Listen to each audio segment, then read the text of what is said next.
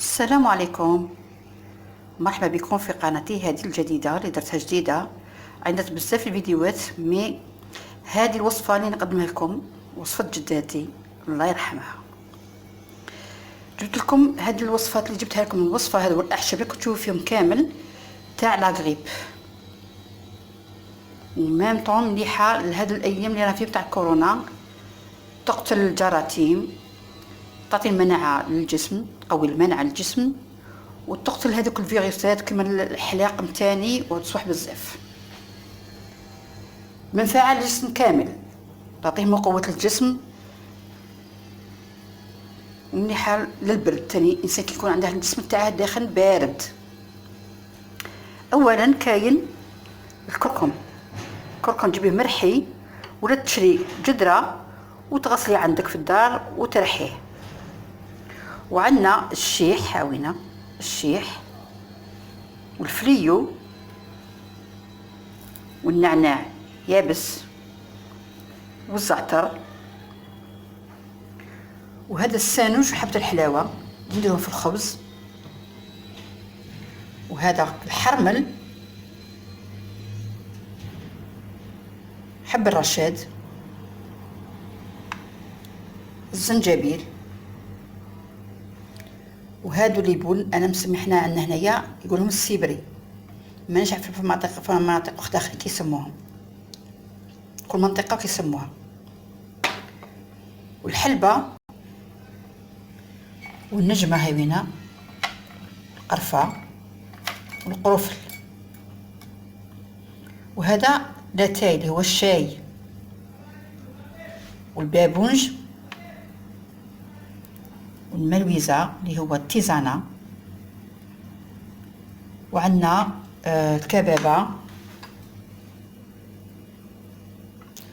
وقشور الليمون،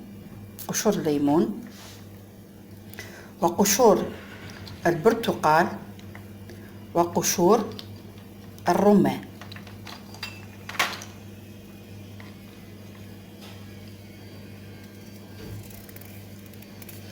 هذه الوصفات. وعندنا تاني السكر القندلي،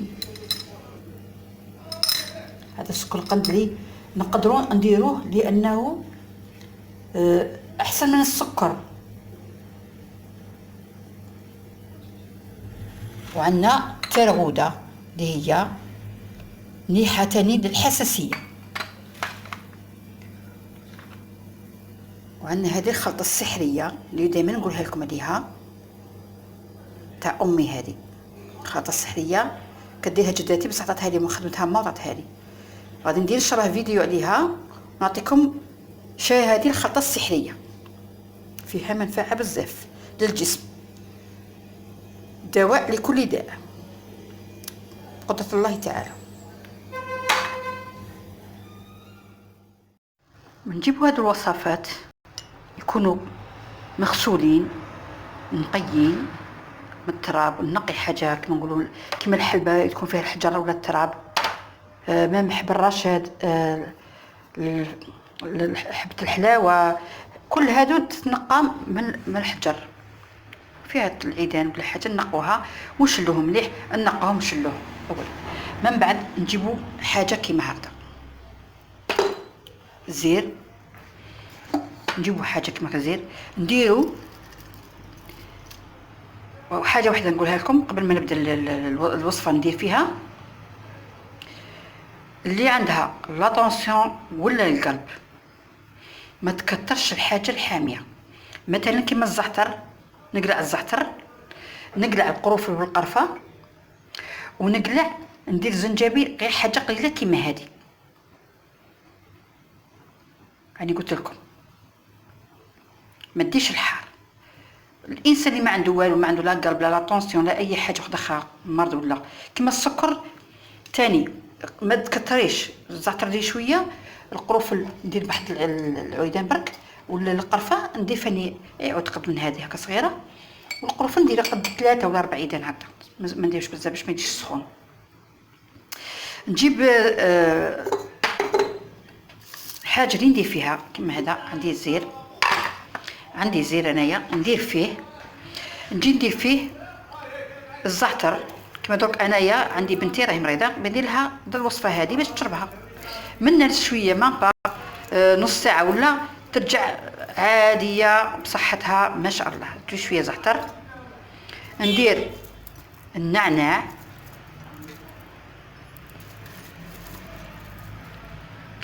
وندير شويه الشيح، اللي يقولك الشيح ما يخلي تاريح، هاوينا تعمل نتاع والدينا تاع بكري. وندير تاني الفليو، راني درت الفليو. ندير الزنجبيل، هاونا الزنجبيل نديره، هاد القطعه فقط تكفي ما نكترش. نجيب عندي الحلبه، مثلا انا بندير قد ما نشرب كيسان ولا ندير هاي الحلبه. نجيب النعناع، لاتاي الشاي غلط قلت النعناع، الشاي، هاوينا الشاي تاني مليح للجسم تاني. نجيب حبة الحلاوة والسنج اللي مخلطتهم تاني، هاوينا ها مغرف. نجيب شوية حب الرشاد اللي هو فيتامين دي، يقوي العظم، يعطي الكالسيوم. ونجيب الحرمل تاني مليح فاني الروماتيزم، البرودة للجسم الإنسان. ونجيب الكبابة مرحية، كبابة مرحية تاني مليحة تحل لابيتي. الإنسان كيكون مقريبي وكاع كلشي يجيه صامت وما يبغيش ياكل وما داكشي ياكل ويجيه كلشي صامت. نجيب شوية بابونج، والبابونج فاني يعطي الحيوية للجسم تاع الإنسان، يعطيه النشاط، يعطيه الحيوية. ها القرنفل، القرفة. وندير نجمة واحدة، وندير القرنفل. القرنفل قلت بلي ما نكترش، تكون عندها روماتيزم او القلب ما نكترش، ندير بحد العيدان فقط، ندير بحد العيدان ما نكترش، هاوينا 3 عيدان 4 عيدان ما نكترش. علاش؟ الزنجبيل رحار والزعتر فني رحامي ما نكترش. والكبابه قلت لكم تحل لابيتي. نجيب قشور الرمان وقشور البرتقال وقشور الليمون، نديرهم كاع في رحبه. والملويزه فاني ملويزه تاني مليحه تريح الاعصاب، تاني وتعطي تحل القلب تاع الانسان تاني. كان تاني نجيب هذا اللي هو قلت لكم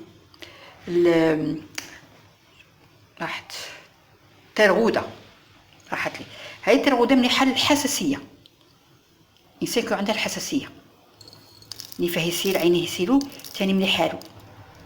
هاوينا ندير غير شويه، وندير حبه من هذه السيبري، ندير من هذه حبه تكون مغسوله ونقيه، نديرها في الخليط اللي درتو.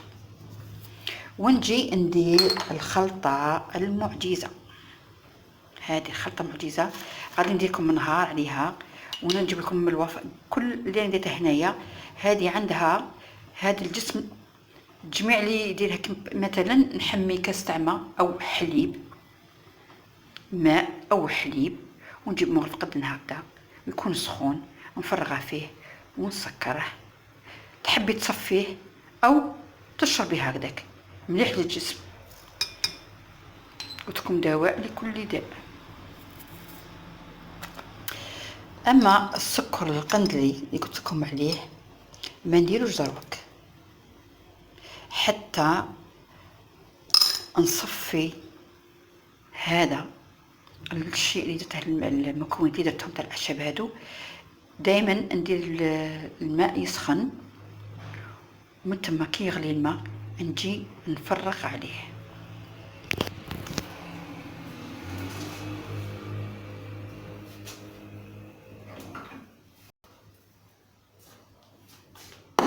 الماء كنت هذا الماء يغلي ونجي نفرغ على الخليط، راني غسلتهم ونقيتهم كاع، نجي نفرغ الخليط الماء على الخليط هاونا سخون، ونغطيه ونخليه يبرد او يدفى. انا المهم ان نخليه هكذا هاوينا، ونجيب له نغطيه حتى هاوينا حتى يطلق. ديجا ريحته هاوينا بلا ما تطلق الريحه تاعه راهي مزكيه المطبخ. المهم كي المكونات كلها تطلق هنايا،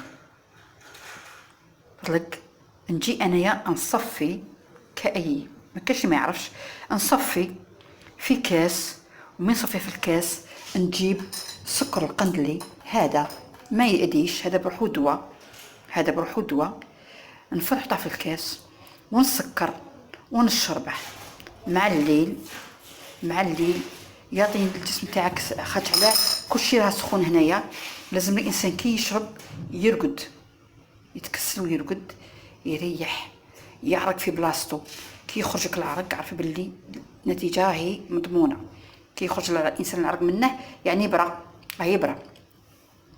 هذه هي ديريها مع الليل تشربيها، والصباح تصبحي ناشطه، تصبحك باريه، النيف مكاش يسيل، العينين غايه، الجسم تاعك نشيط، كاع دوك السموم تاع لا قلب هذيك كلشي يموت.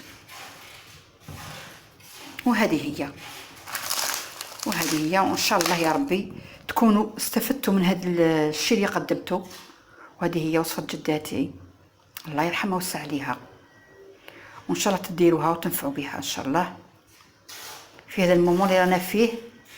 ماذا بينا حتى ما عندناش لا قريب نديرو غير شويه شويه ونشربوا كاس مع الليل ونرقدوا عليه، نحاول واحد يحافظ على الجسم تاعه من اي شوائب. يعني انا في المومون تاع الكورونا واحد يبرى.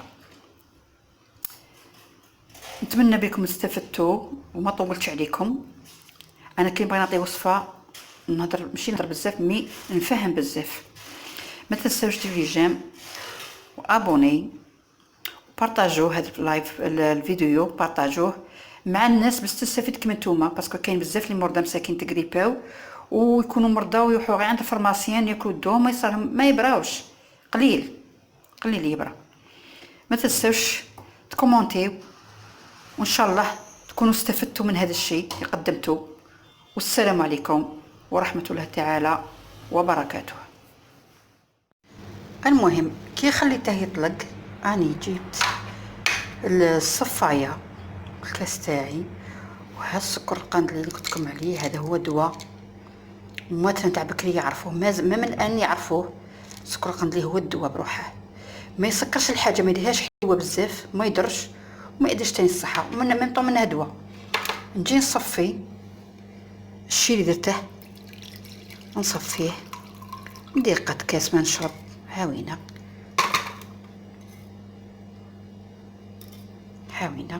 ونجيب السكر تاعي، ندير قد 4 حبات 5 حبات، ما يجيش حلو، ما تسكرين ما يجيش حلو، هاوينه نديرهم في الكاس تاعي ونسكر،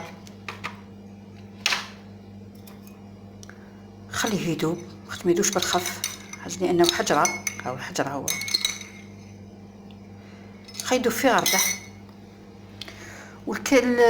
هذا الكيزانه تكون شويه دافيه ماشي سخونه بزاف، تاني حاجه سخونه فين تأذي السنان، تدير الانسان تأذيها، تاني حاجه سخونه بزاف، اللحميه تاع السنان تأذى من حاجه تكون سخونه بزاف، لازم الحاجه تكون شويه دافيه، ما هي سخونه ما هي بارده.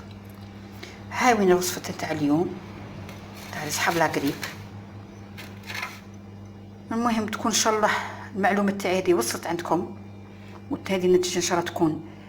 هذو الاعشاب موجودين في كل مكان، عند العطار، تروحي عند العطار وتسمي لها الحاجه هذه وهذه وهذه ويعطيها لك، موجود كل شيء موجود. ان شاء الله تكون تستفدتوا من هذه الوصفه وبشفى على كل واحد مريض ان شاء الله. وان شاء الله تكون عجبتكم من هذه القناه تاعي، تكون عجبتكم. ما تنساوش دعمونا، هذا ما نقول لكم ان شاء الله. والسلام عليكم.